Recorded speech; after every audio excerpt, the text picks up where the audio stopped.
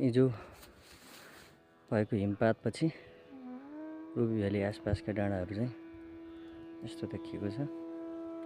हिउँले चाहिँ माथिल्ला भागहरू करिब 2500 मिटरभन्दा माथिल्लो भागमा मात्र हिउँ आयो। तलको भागहरूमा चाहिँ हिउँ आउन सकेन। यो गणेश हिमाल यस्तो भएको छ अहिले हिउँ गरेपछि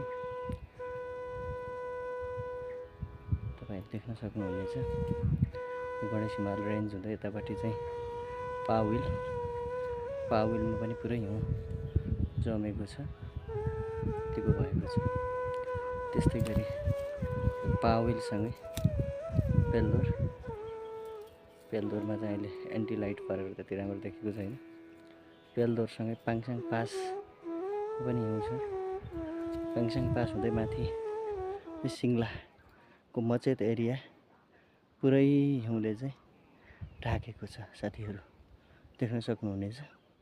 म चाहिँ अहिले मिति 2082 माघ महिनाको 15 गते बिहान चाहिँ यो दृश्य कैद गरिरहेको छु। तपाईले हेर्न सक्नुहुनेछ। सररर